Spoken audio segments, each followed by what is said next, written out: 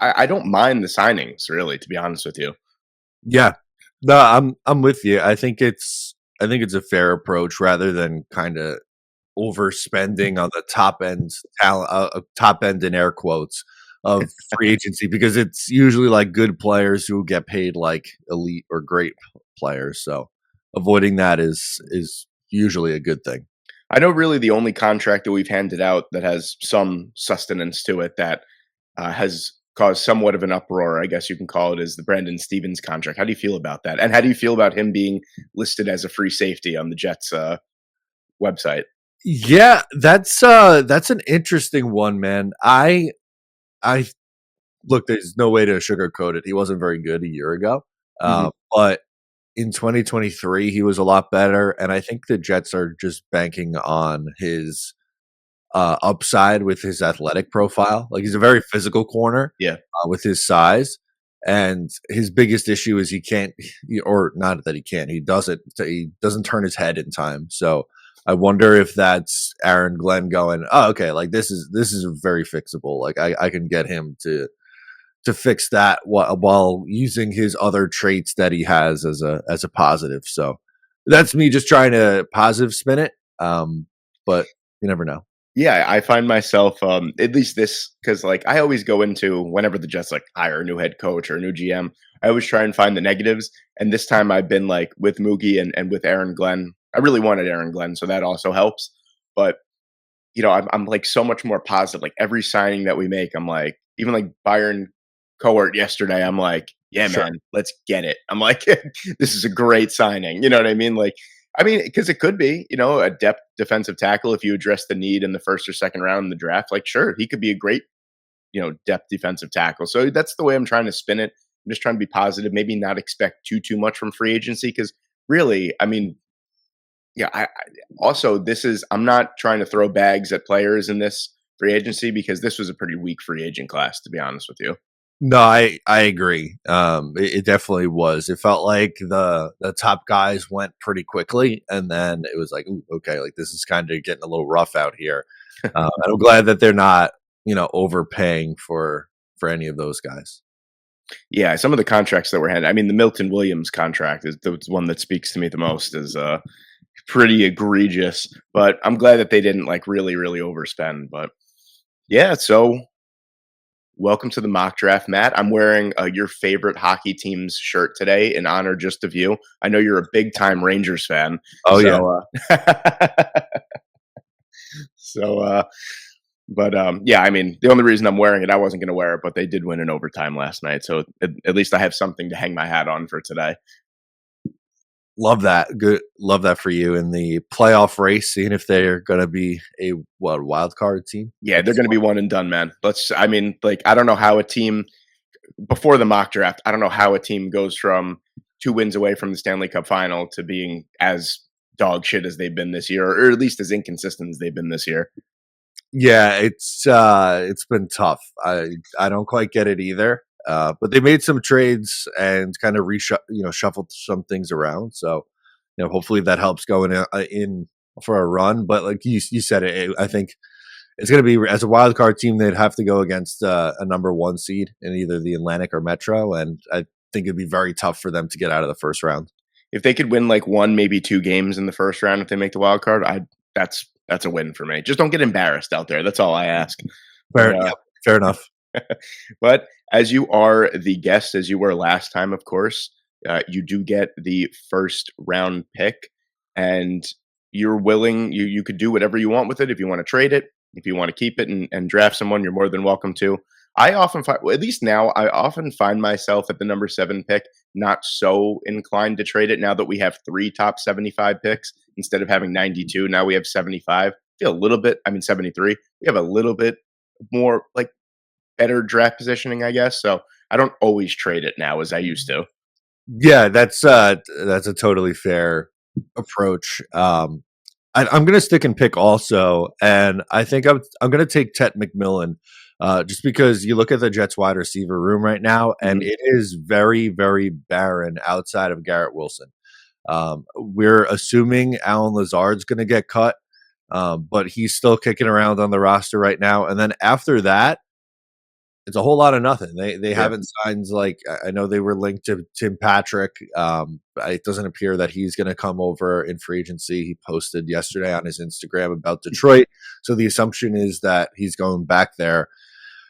They need something. So going into the NFL draft, that feels like their biggest need to me. And with Tet still available at 7, I think that would be the move. Yeah. I'm not the big like I think McMillan's going to be great at the NFL level. I'm not so inclined. I think him being the third ranked prospect on PFF is a little too rich for my blood. I would have just loved to see him test at least his speed. We all know he's probably going to run in the high 4.6s or like low 4.7s. Just get it over with. You know what I mean? Just like Yeah. just run that, and I'd honestly feel better about it because if you're not running, it makes you feel like you're hiding something even more. But I mean, this top six is crazy. By the way, Jahad Campbell at 5 is wild here. But yeah, with Mason Graham off the board, the only other person I'd argue probably here is Tyler Warren, but Tet feels, I guess now it has to be the biggest need for the Jets, right? I mean, like you said, outside of Garrett Wilson, and then you assume that Lazard, if they draft a couple wide receivers, you assume that he's gone. So really you have to build it from the ground up essentially, but especially with Justin Fields at quarterback now, you want to surround him with, you don't want to do what the Bears did with his first couple seasons in the NFL. You want to surround him with actual, wide receivers at the NFL level. No, exactly. Exactly.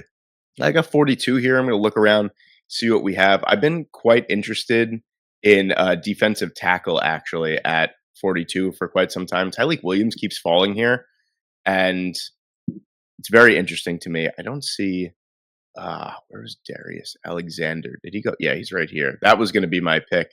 But Okay. Tyleik Williams here at 42 is a fantastic compensation in its own right. With 6'2", 333 pounds, a great run stopper. That's exactly what we need next to Quinnen Williams. I mean, really, you could throw a dart at, you could put all these players on a dartboard, throw any of them, and draft any of them, because right now we have next to nothing. So I'll take anything. They signed Jay Tufele yesterday or something.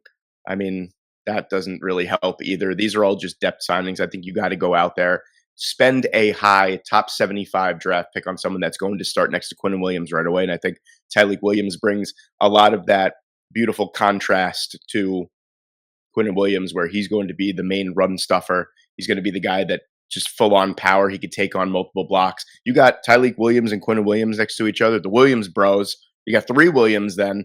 Yeah.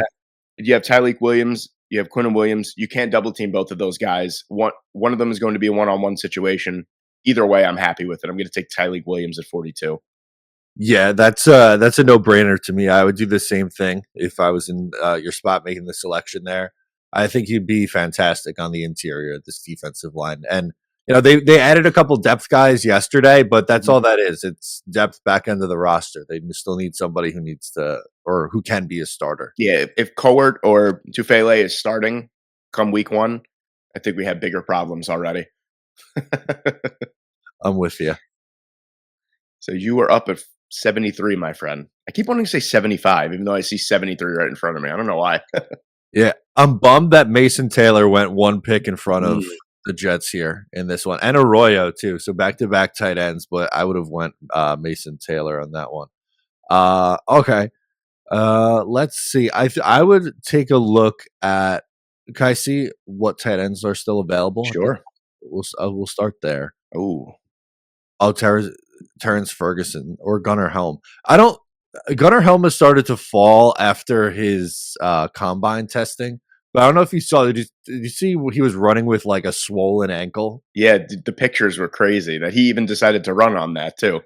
Yeah. So I like Helm. I'd obviously that's someone that I'd consider. I'm between Helm and Ferguson, but in this one, I'm going to take Terrence Ferguson. I just think that he could be, he could come in the 3rd round even and be an immediate contributor. I think there's a good tight end class, and everyone knows the big name like Tyler Warren, but beyond that, I think you have a few guys who can come in and be productive for you in day one, and he's one of those guys for me.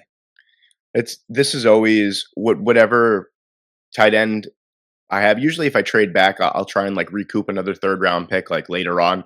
Usually, I'm stuck between these two guys all the time. I think they have like a great similarity to where they're such well rounded dual tight ends. Like Helm is a really good blocker. Ferguson's a really good blocker. They're both super athletic. They both could catch the ball fantastic as well.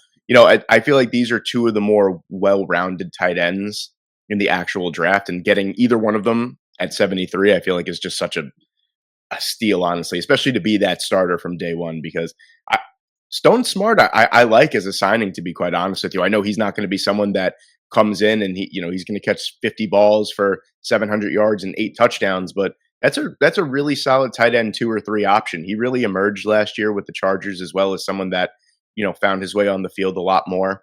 I don't mind the 1 year signing of Stone Smart. No, there's a ton of upside there. He really came on towards the end of the year. Last year, there were a few games in a row. There was like a 4 week stretch where he was, relatively productive as a tight end 2 option. And his receiving upside, I think, is exciting. I started watching a little bit of film on him, and I really like how the Chargers used him to stretch the field with his size and speed. So it'd be, I think he's going to be an interesting, tight end 2 or 3 option. Like you said, I don't think he's a starter, but there's enough upside that he can make plays for you as a pass catcher in an offense. Also, he's dangerously close to his middle name being Cold. His name is Stone Cole Smart. That's That's his full name. So, I mean, right then and there, I loved the signing to begin with because I knew that like Stone Smart with 2 T's is one of the best names in the NFL, and then you add Cole right in the middle, where it's dangerously close to Stone Cold Smart, is like just one of the best names in NFL history. So right away, no matter what the money was, whatever the compensation, the years were, I was already going to be a fan of the signing. So just in case you guys are joining in right now, Ted McMillan, Tyleek Williams, and Terrence Ferguson are our first 3 picks. I'd be ecstatic with this right now if this was real life so far through 3 rounds. Um, Aaron Glenn is a defensive back. We haven't added a defensive back here. They have Brandon Stevens listed as free safety. I don't think that could probably just be a typo, knowing the way that the Jets handle things. I think even with adding Brandon Stevens, they lost Brandon Eccles, which that honestly hurt. I don't know how you feel about that, but Yeah. I thought Eccles would have been, besides for Jamie Sherwood, I thought Eccles was probably the next biggest priority free agent to retain. And that one kind of hurt a little bit. I think corner is a sneaky need still, even after sending Brandon Stevens down the board here. I'm going to take a look at the safeties that we have here. I see Jonas Senker here already, and that piques my interest. I just want to take a look at who else is here. I do love Billy Bowman. Upton Stout is someone that I think a little bit more down the board can be a fantastic backup corner slash safety type of hybrid for you. He plays a lot bigger than his frame. But I think Senker is someone that really embodies what a Aaron Glenn type of safety is. He's got a big body, 6'1", 205 pounds, up to 215 playing at Virginia. He could come down, crash into the box, play really good run defense. He's a good tackler. He's someone that can take the ball away as well. He's really more of your do-it-all type of safety with that big body as well and ability to play in the box. I think Senker would make a ton of sense here in the 4th round for Aaron Glenn and Steve Wilks.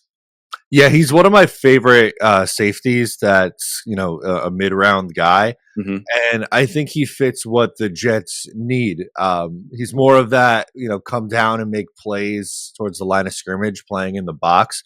Cisco's a free safety. If they were to move Stevens to safety, I don't know if they're actually going to do that. I think he probably ends up playing corner. He's also more of a free safety, so they need that kind of prototypical bigger guy who can come down and make plays towards the line of scrimmage. I think he fits that perfectly, honestly. Yeah, and he's someone that for a while when like months and months ago, I did my safety rankings. I think I had him at the time at like my 14th or 15th safety in the class, and he's definitely moved. I don't do boards like that anymore, but he's definitely moved up in the rankings. And the more I watch him, the more I'm like, this guy kind of embodies what Aaron Glenn should be looking for his defense. And I think he's one of those sneaky, those mid-round guys like that Cameron Kinchens last year that I thought that he was a talent that deserved to be higher than really the end of the 3rd round. And he turned in a fantastic rookie season. I think Senker could be a lot like that too. Yeah, I'm with you on that. I think he's someone who could come in and be, a mid-round contributor right away too, which is always good. You are up at number 146, my friend. Okay. Can we take a look at the offensive tackles? That's Sure. an area that we haven't gone to yet that I think Sure. is worthwhile. Logan Brown, Emory Jones. All right, the value here isn't great, so maybe I'll hold off on this. Like Jack Nelson jumps out to me, but Mhm. that's you could wait at least to 163, if not 187, probably to grab him. Mhm. Um, all right, Yeah, not great. no, that isn't great. I You know like what? I like Holland Pierce, but maybe that's someone that more of a developmental, I feel like, just with his raw Yeah, size and you know. I'm with you on that. I want to see if let's see if my guy Jackson Hawes is still here. Let's see if the Jets are going to just go full. I'm going to run the ball. Yeah, there he is. All right. I'm willing to do that one at 146 just because I know we took a tight end just in the third round, but I want the Jets to establish what their identity is going to be this year. And after signing Justin Fields, I think they are going to be a very, very, very run heavy team. And they're going to run a lot of 12 personnel. And right now, you have Terrence Ferguson, and I don't think I would want to use Smart as that other tight end when Mhm. they're gonna, in like smash mouth football. He's kind of more of like a big slot. They need another blocking tight end. So I think Jackson Hawes would be my pick here. Yeah, I like this pick a lot, and this is probably a pick that he reminds me a lot of. I don't know if you recall last year, earlier in the draft, Tip Ryman was the pick for the Arizona Cardinals. More of Okay. that guy that wasn't like a receiving threat at all, but he was just a nasty blocking tight end. And that's what Jackson Hawes is, and I mean, he's got that smash mouth personality, that attitude that I feel like Aaron Glenn's really looking for too. I mean, he kind of went around the Jets Twitter circle, that video of him saying that he was like, "Yeah, I like to block people's faces off," or something like that. Like everyone was like, "Oh, this guy seems like someone that Aaron Glenn would really, really want on his football team." And I think that there's the feeling is mutual. There's interest there from the Jets. I really like this pick. It might not be a popular pick by some people, but because you probably want to address offensive tackle, but I mean, it's when you're running Terrence Ferguson and Jackson Hawes out there. Ferguson, someone that is so athletic and can catch the football, but also is a great blocker. And they have Jackson Hawes that's going to block you down into the dirt. I mean, that's exactly the kind of smash mouth football I think that they're going to play with Justin Fields. I love that pick. Yeah. Let's see what we have here. I'm up at 163 here. I do want to take a look at tackle again. I was quite interested in Holland Pierce, like I said.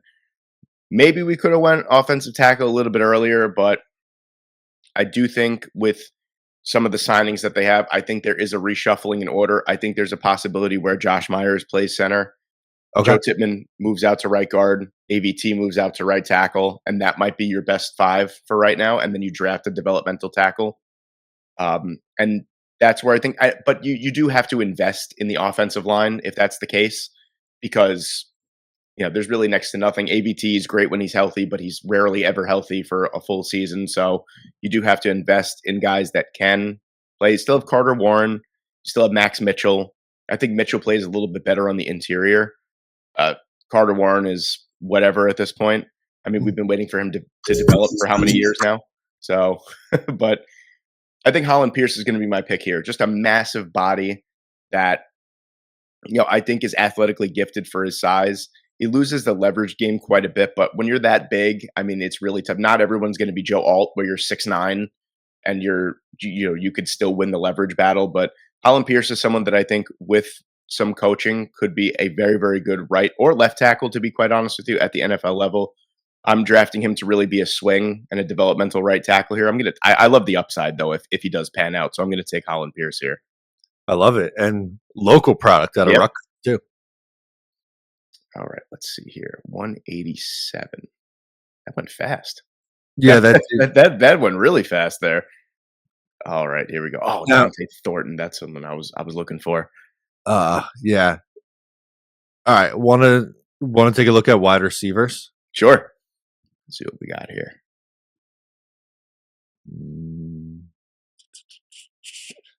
Yeah, not great, but of this group, yeah, I don't love it to be honest with you. We could always take Kyron Lacey and hope he doesn't go to jail. Yeah, yeah, a hope and a prayer on that one. Let me ask you this: do you think they take a quarterback on day 2 or day 3 this year, or do you think they forego it and just wait?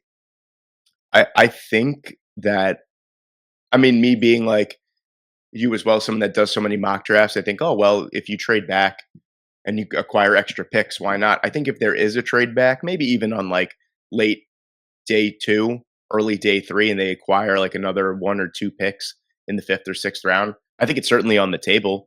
I mean, they did their due diligence for sure on some guys in the later rounds. I wouldn't be opposed to it because Tyrod is going to be gone after this year. We don't know what's going on with Jordan Travis, and you could void the rest of Justin Fields' contract after this year if it doesn't work out. So I think there's a possibility where someone like Kyle McCord is on the board, why don't you draft him? You know, Okay. that's just my thinking. That's kind of where I was at too. All right, let's do it. Let's take Kyle McCord here. You grew up a Jets fan too, so why not? Why not? Syracuse too, love that. So now we got one more pick here. We've kind of knocked out basically every need for the most part. Um, Usually this last pick for me, just for shits and gigs, I usually put like a kicker or something. Yeah. But I do want to see what else. There's a couple. I do want to take a look at wide receiver again and safety. Also, linebacker is something that I like to look at this point. There's one guy that's usually he's not on the board. I was looking at Teddy. Oh, Teddy Buchanan is still on the board. Oh, That's a player that I really, really like, and I think that with C.J. Mosley gone, I love that they have Quincy Williams and Jamie Sherwood as your young duo. I really like Buchanan though. I think he tested very, very well athletically. He's a monster, a little undersized. I think he's 6'1", 230, but you know as well as I do, Matt, in today's day and age, I think Telvin Smith, if you remember, Telvin Smith really changed yep. the narrative on what a linebacker is supposed to look like. I think Smith was like 6'3", 215 pounds, and he was a Pro Bowler. I think Buchanan is someone that can cover really well, can defend against the run really well, monster tackler. I'm going to take Buchanan with the last pick, I think. Cool. I like it. I'm in. All right, let's see. I love getting roasted by PFF after the draft is done. On the grades. Yeah, it's my favorite thing ever. It's like I did one not too long ago that I think I got like D's and F's across like almost every pick. I'm like, how is this even? How is this? Oh, I see 2 A's. Okay, that's a good start, dude. F. I did not like that one. That's not bad. I'll take a B plus. I'll take it, man. I like this. I like this mock. I feel like we knocked out a lot of needs, even going into like the 5th round. Yeah, I think if there was one thing that I would change, maybe taking a tackle a little bit earlier. But I know by pick 109, I feel like guys that I usually look for at that point is like Ozzy Trapilo, and he's probably gone by that point. Yeah. So like that would probably be my only change, but he would probably be gone by 109 anyway. I didn't even check. I was just so excited to see Jonas Senker on the board that I just went for it. But yeah, I love this. I love this draft. I love that you get a 1-2 punch with basically 2 of your best players. You get McMillan and Garrett Wilson. You get Tyleek Williams. You get Quinnen Williams. 2 dogs at tight end. Yeah, I don't see how I wouldn't be ecstatic with this if this was actually how it turned out. Yeah, I was just gonna say if this is how it goes in April, I'll be very, very happy. Yeah, well, it probably won't. And we always I say that 2 people that get paid in the United States to be wrong is usually draft analysts and weathermen, are the only Yes. the only 2 people that could have a job tomorrow if they're wrong today. So, um, but yeah, man, I know that this was a little bit of a quickie, but I know that early morning Jets on a Friday morning. What's better than that, right? It's a great way to start Little my cup day. of coffee, a mock draft, some Jets talk. I do love it. I really appreciate you coming on though, Matt, and I would love to have you on again before the draft, of course, if you're Absolutely. ready, willing, and able. I am ready, willing, and able. I would be happy to come back on and do another mock with you. I appreciate that, man. Have a great day. Thank you so much for coming on again, Matt.